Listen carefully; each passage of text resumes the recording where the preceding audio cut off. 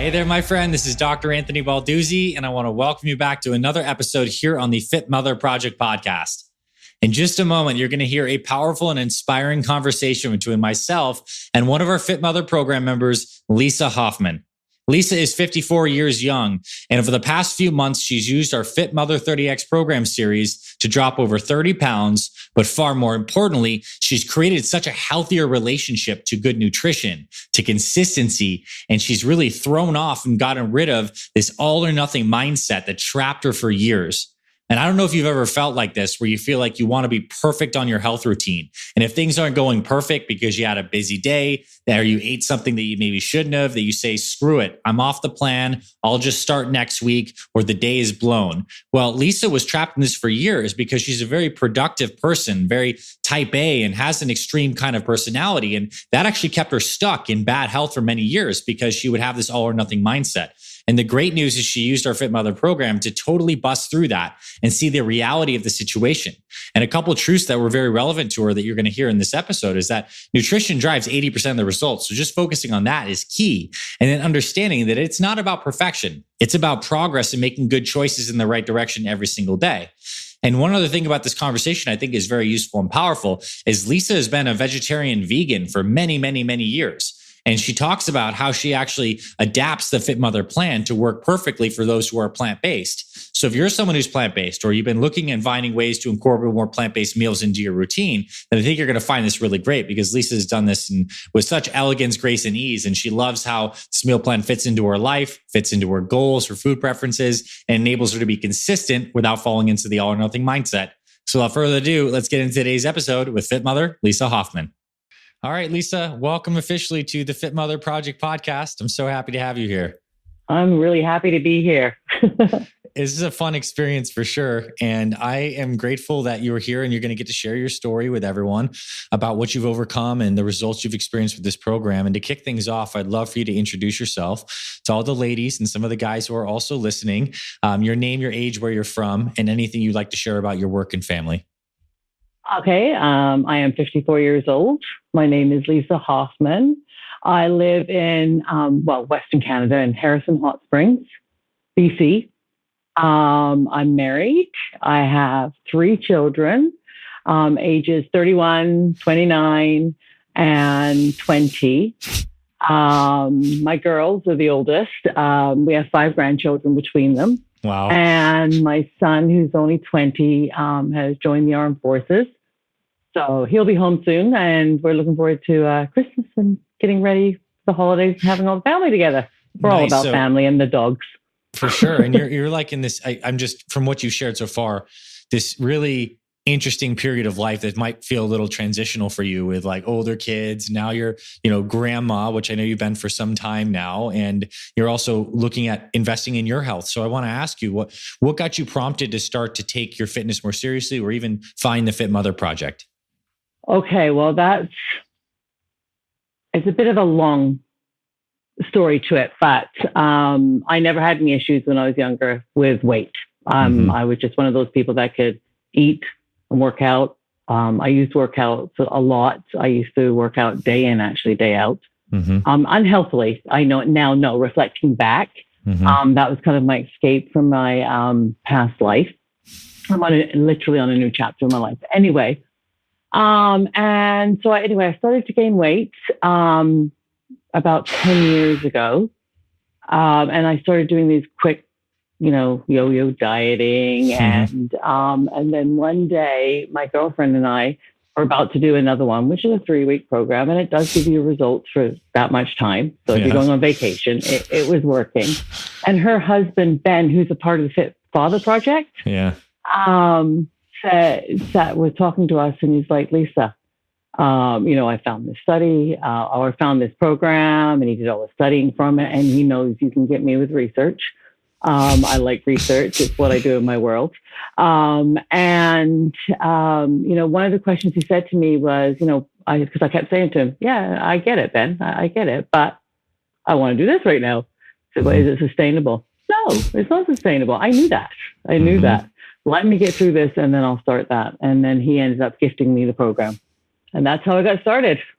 Nice. And I know because I have the benefit of knowing a little bit of your backstory that this wasn't like a smooth takeoff to the program for you. There was like multiple starts and stops. And along the way, you realized some things about how you were approaching it and mindset. And I'd like you to speak into that, like Okay.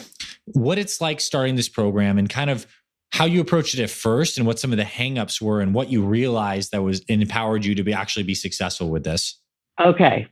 So I am such an all or nothing person. I'm competitive with myself, not necessarily with others, but with myself, very competitive.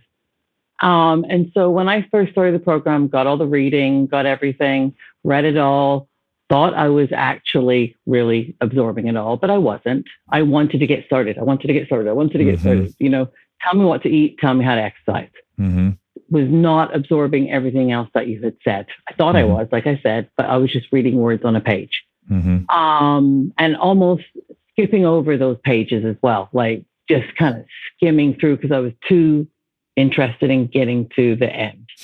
Right. So, and then I was going along doing the program, and every time I would, let me explain something. So my biggest obstacles were I'm a vegan, and no, I thought my biggest obstacles were I'm a vegan and time. So I'm a vegan, and your program does not outlay exactly what you eat as a vegan. So I was putting these barriers up for myself. I spoke with Ben, I spoke with Amy. I think I drove them crazy with the questions that I had, but I was a but person, very much so. Yeah, this isn't working for me. Yes, but. And then exercise. I love exercising. I really do. But I'm up at 4:00 in the morning. I leave for work at 6. I'm home hopefully by 7:00 at night. Yeah. So what was happening was I was too tired. I would either work out and not get a successful one in because I was just too tired, or I wouldn't work out at all. And so I think, didn't matter that I'd eaten 100% perfect that day. Well, I can't work out, so therefore I might as well eat the cookies. I failed today. So wrong. So completely wrong with that attitude. So then what happened was I got ill. I have lupus, and I had a really bad flare up. And so then I was bedridden. And while I was in bed, can't do anything but think, I was thinking about the program and listening to the podcasts. That's when I found the podcasts. Wow, they're brilliant. But listening to the podcast, I made some realizations there. First of all, it was you have a nutrition plan and you have an exercise plan. Do they work well together? Absolutely. Are they designed to work together? Absolutely. But at the end of the day, I'd say nutrition, I guess, is 80% and the working out is 20%. But if I eat 100% correctly, I've accomplished that today. I've done it right. It didn't matter. But I had to go further than that. I had to realize that you eat your program day in, day out. This program works. You can, and if you don't do any exercise, you're going to lose weight. You can't not lose weight. So then I had to think to myself, well, what is the exercise for? Well, me and vanity. Okay, well, I want those sexy arms. I'm not going to get that from eating right. I have to do the exercise. Once I made that connection, which was my third or fourth time around doing this, I realized that, this is what it means.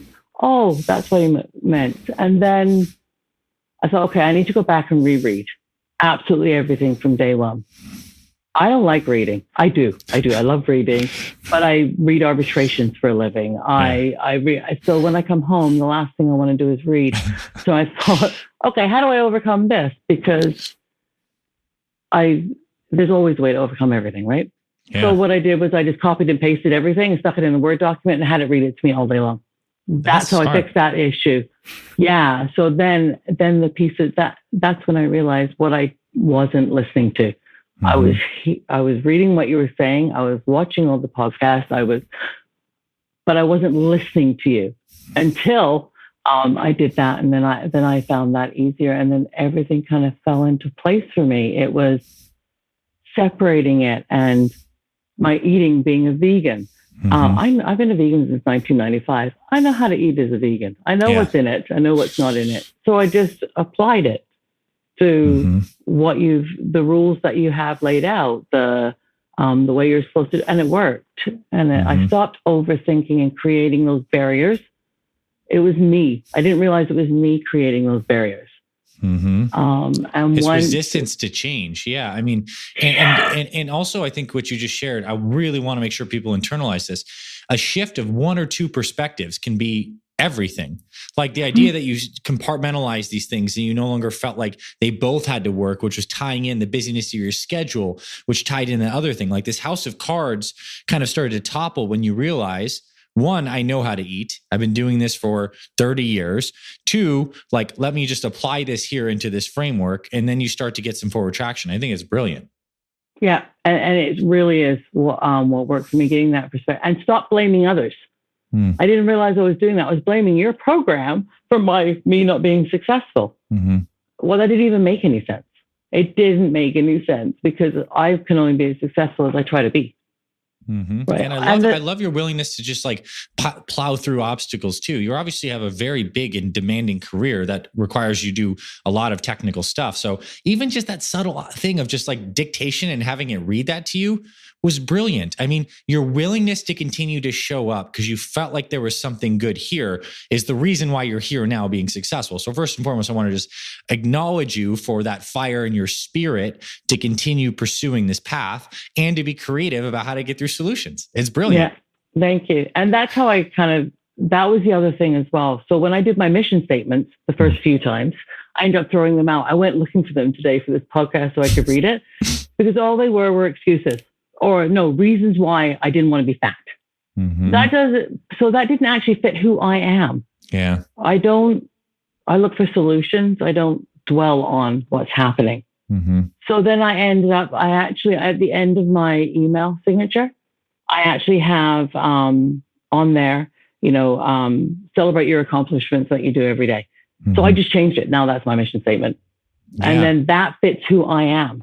It's and that I found really worked as well. So it was the same thing as coming home. Oh, I just can't work out today. Okay, but I ate 100%. There we go. There's my accomplishment. It's better than not. It's better than eating those Oreos.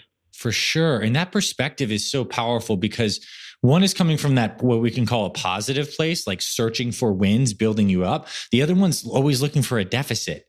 And it's not motivating if you feel like you're playing a game and you're constantly losing, right? But if you feel like you're playing a game and you're constantly winning, and it's a hard game because this is the game of your life, but you can start to stack and see some momentum, brilliant. Absolutely brilliant. And I hope someone takes something from that, from the perspective shifts. Did you specifically like write things down, journal, or were you just kind of like very conscious about it at the end of the day? Like what went well? Like what was your process for really training your mind to look for the wins? Well, while I was laying in bed when I couldn't get out, so it was all mental then, right? But then I'm a whiteboard lover. I have whiteboards everywhere. And to that point, like I have ADHD as well. So I have to be careful when I write things down. So for example, on my whiteboard during the day, it would say clean the house.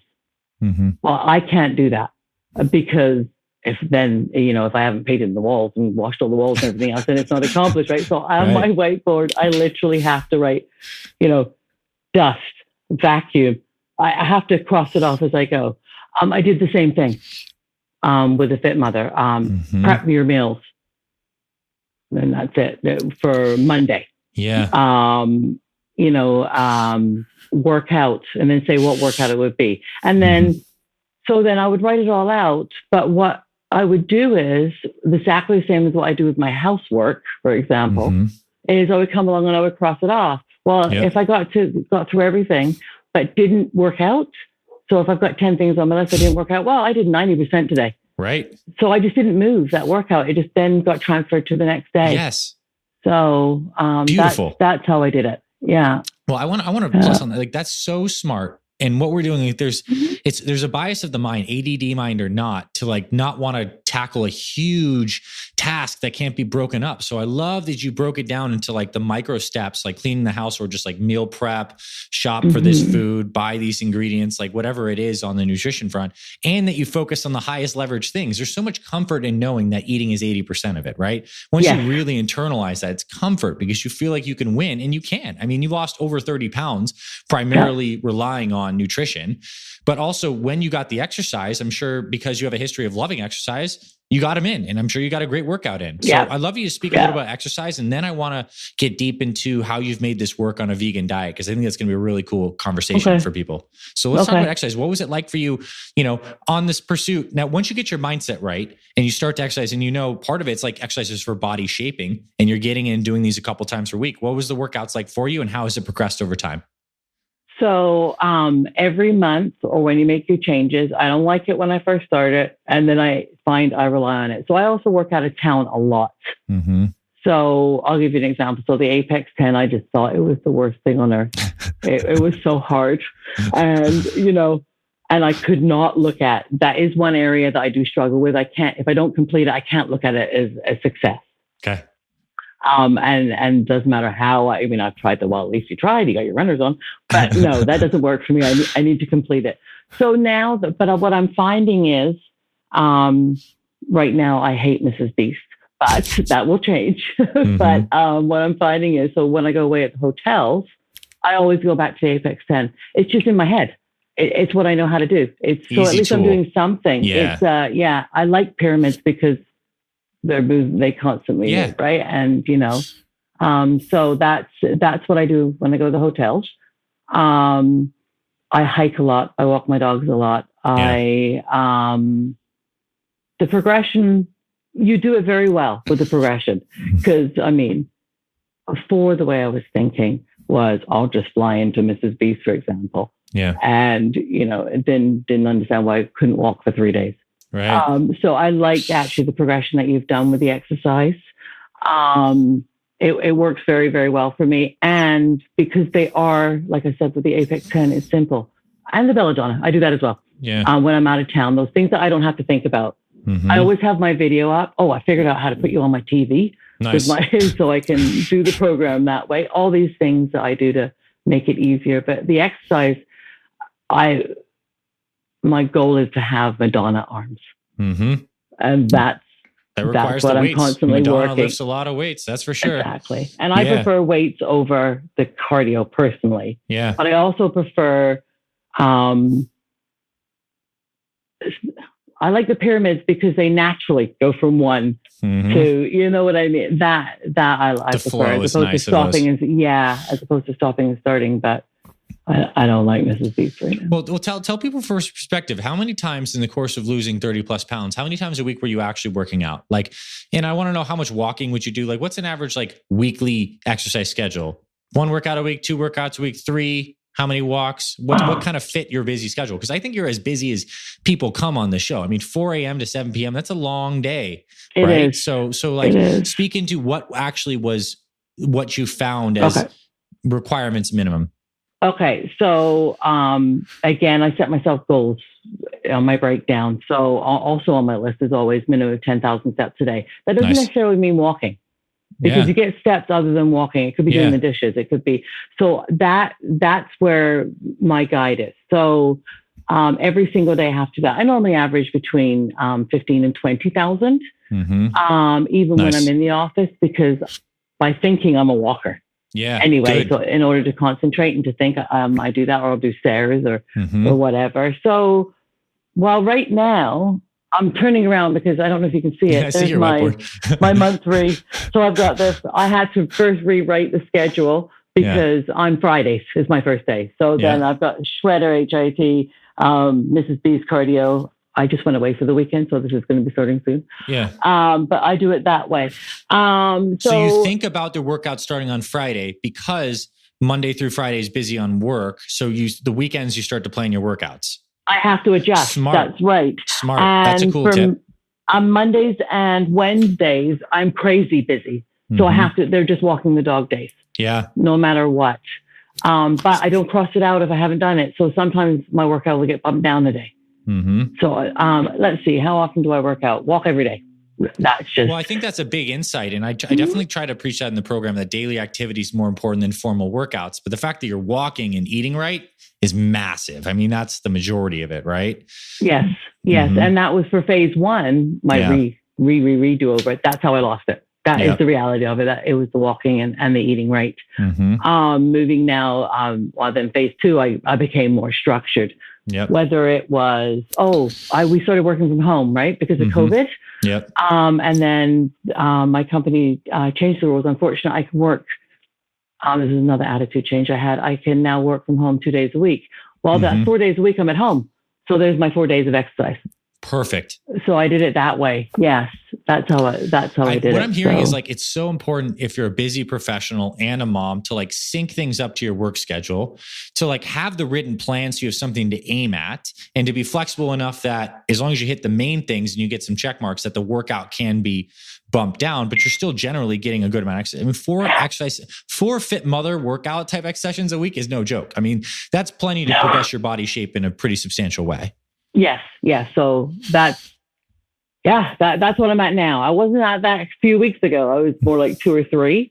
But now, exactly. Or like I went away for the weekend. That's when my attitude kind of changed. I went away for the weekend for my girls' weekend. We always we went to the States. Nice. For our Black Friday. We go Thursday to Sunday or Monday, right? That's where I got my no cow. Finally, I was down there because you've been talking about them.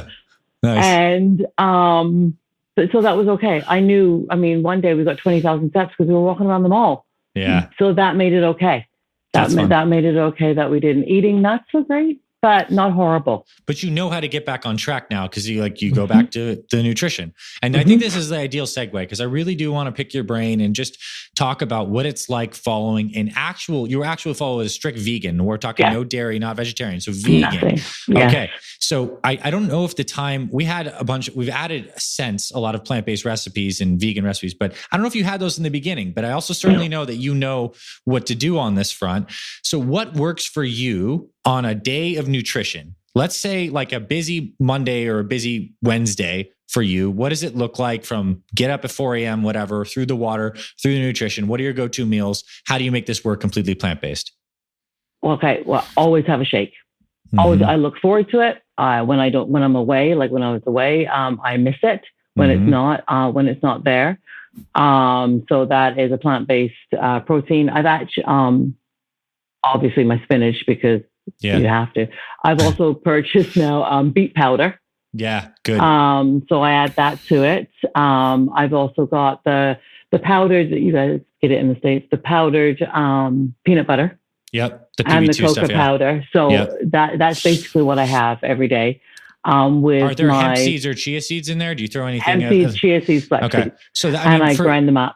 I got to say, like, it pretty much, if you eat plant-based, in my experience too, is like that shake is critical and you want to get a lot of good nutrients early. Hemp seeds, chia seeds, some greens, beet powder, even better, high quality plant-based protein powder, almond milk or coconut milk. And then that keeps you probably pretty full. And you know that you got a lot of protein in because that's like a nice way to get, it's at least 40 grams of protein in that thing. Yeah. That's really good. Exactly. And I also, I make it in the more after you drink all that water. Oh, that was the other thing too, is I could not get the water in. It's not that I didn't want to, I just don't like it. Yeah. So I flipped to hot water. Nice. So now I drink hot water in the morning until I'm done that. And then that's when I have my shake. I take a lot of medication in the morning. So I have to be on that. Yeah. Otherwise, it's just it's nothing I can do about that. It's wintertime now in the Northern Hemisphere and you live in BC. So you guys get some good weather up there, some beautiful weather. But I think it's a cool thing. It's good sometimes to drink more warm water when it's colder outside. It just feels nicer than drinking a lot of cold water in the morning. So I found that myself personally. I live in sunny Arizona in the desert and I still am drinking warm water in the mornings now. Okay. So you got your water and your shake. Yeah. What do you typically do? When does your shake come in? At what time? And when's your next meal? So if I'm on a working day where I'm leaving at 4, I actually just, where I'm up at 4, I make it at 6. I leave around 6 o'clock in the morning. And then it takes me, I drink it on my 2-hour drive to work. That's what I'm drinking. As opposed to stopping at, our Tim Hortons and grabbing coffee. Right. And so that's where I drink that. And then when I'm at work, this is why I actually wanted those protein bars, because when I get focused on something, if I have a hearing coming up or if I have work that I have to do, I don't think eating is the last thing that crosses my mind. I don't really leave my desk. So I wanted the protein bars because I find what happens is if I don't have something around noon, by 3:00, I can put anything in there. Like it's just, I'm shoveling it in. So I was struggling with that. And then by the time I got home, because there aren't a lot of options when you go to fast food or when you go to a restaurant. Yeah. So that's actually a bonus. It's actually a positive for me because there's not a lot of places I can go that way. On your commute, right? There's not a lot of anything that's even worth you stopping for. Yeah, good or bad. The chances are they're not plant-based. Mm-hmm. So I don't really have that option. And I can say that I'll pack up everything and be ready. I just don't.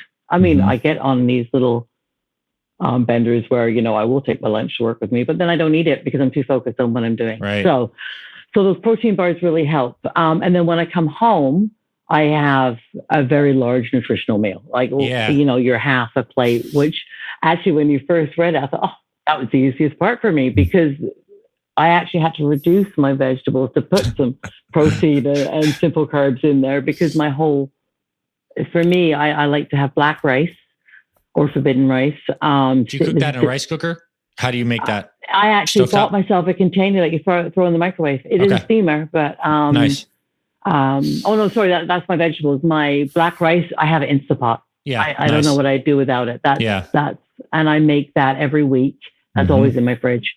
And then I'll have vegetables, like piling amount of vegetables with it. So you'll steam broccolis, carrots, I'm and guessing. edamame.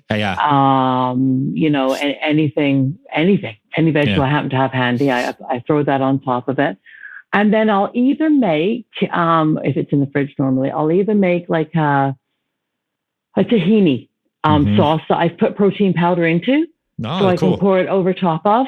I have unflavored protein powder. And then, of course, it's got the tahini in there. So I'll do that. Or I'll use a meat substitute, whether it's, the chicken balls or I don't really like to do that often. I'm not big on the processed food if I can avoid it. But sometimes if I'm in a hurry, I need it. Well, I think that's a really good point that you made specifically is you can make a perfect plate, like as designed in Fit Mother, if you used tofu tempeh or some meat substitute with some veggies, with some rice, cool. But then again, there's this whole world of just like these blended meals that, are not technically the same as a perfect plate, but you're doing things like the high protein tahini. Do you do any beans and stuff like this? Like, do you do any like chilies and beans and stuff like this? 90% of mine are beans. 90% of my diet has beans. I always have something cooked. I mean, I got to tell you, from a plant-based perspective, if you want to get a high protein, high fiber diet, like beans are your friend. Beans and rice combination is very good. Instapot, do you make those Instapot or how do you like to do your beans? I don't know what I would do without my Instapot. Last night I thought, I want to have a taco. I fancy tacos. Let's make taco soup instead. And all it was the beans. I actually did buy some plant-based hamburger. Yeah. And then I throw in peas and corn and fresh tomatoes and vegetable stock. And I think that's it. Sounds delicious. And taco seasoning. It doesn't have sugar in it. Taco seasoning. Yeah. So there's a lot you can eat. Like it's the whole diet. It's fitting in the protein.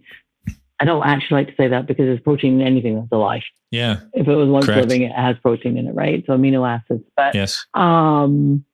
It was just, for me, it was more the timing and not limiting what I eat. Because one thing that's wonderful about a vegan diet is everything goes together. You don't have the meat, potatoes, and veg. Yeah, everything just goes together. So just taking advantage of those and eating more vegetables first. As opposed to eating that last. Because when you eat them first, you fill.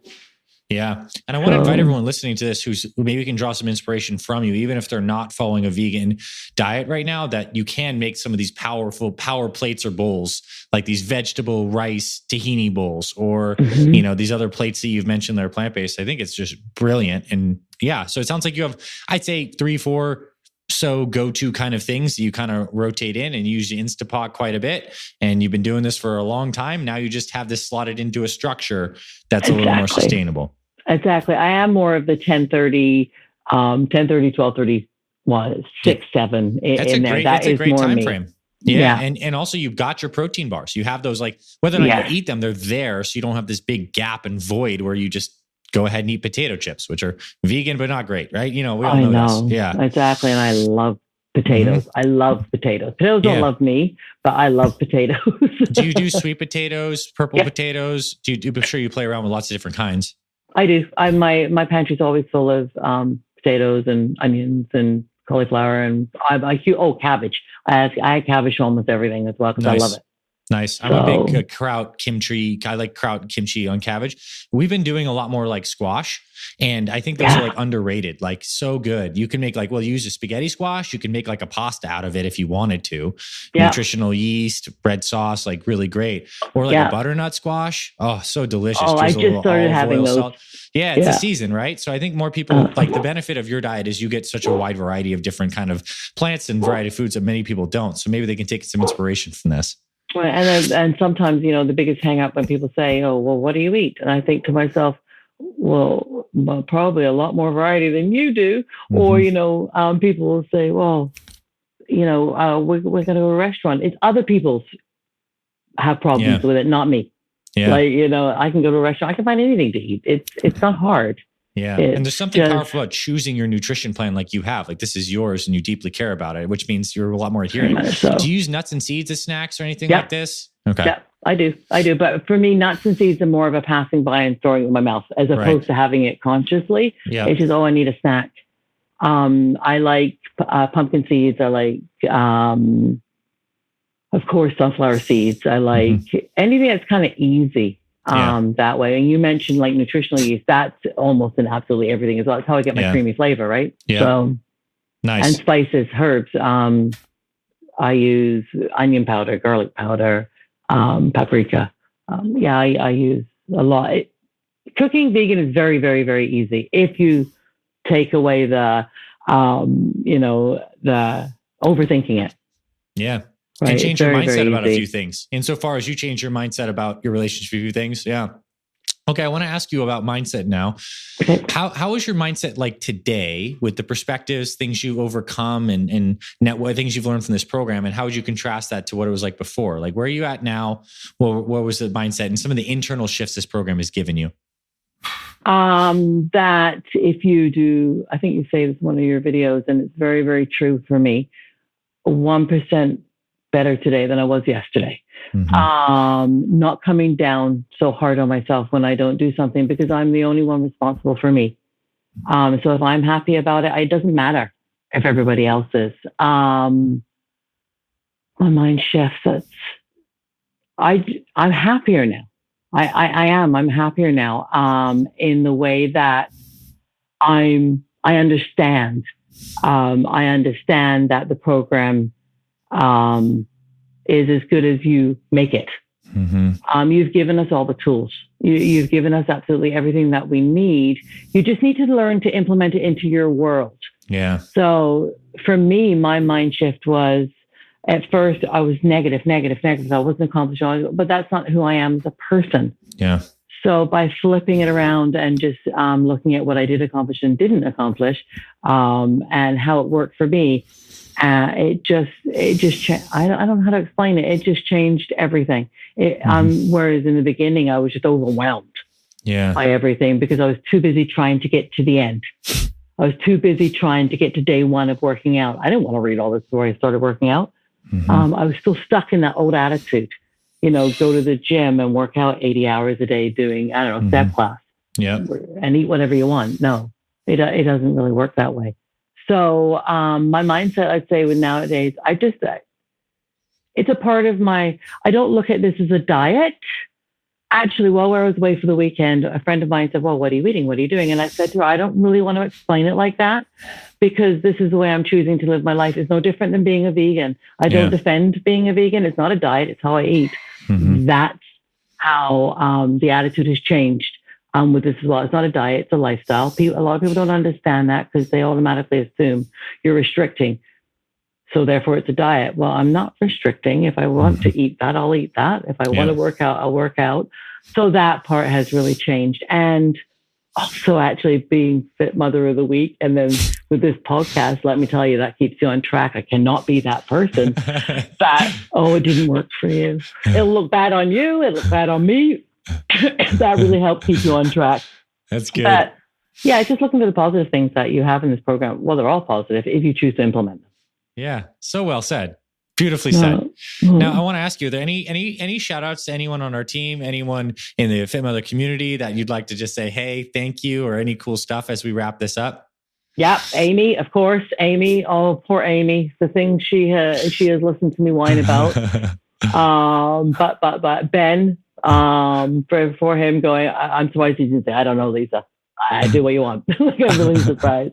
Then we've got then all the people on the Facebook page. That's how do you do it without them? I don't know. I don't know how you do it without them.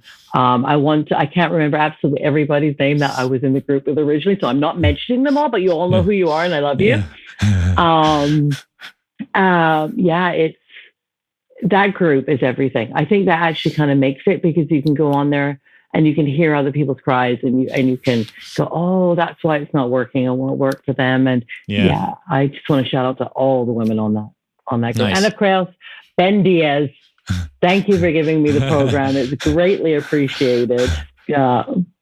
That's awesome. That's so good. And it puts a big smile on my face when like people doing good by their own selves and their own lives, like ends up creating more of that good. It's like this rippling effect. And it's amazing that you're here because you took the call, because Ben gifted you the program, because you're working this and you stayed persistent. And now you're here and someone's listening to this now, drawing inspiration from you. And that's going to help some woman succeed. And then she's going to inspire someone else. Like right. That's like the cool generative stuff of like human goodness together. And I'm so proud of you, Lisa. And I want to ask you in closing, what does it mean to you now to be a fit mother? Oh, that's a big question. What does it mean now for me to be a fit mother? I'm a part of a group that will help me through it.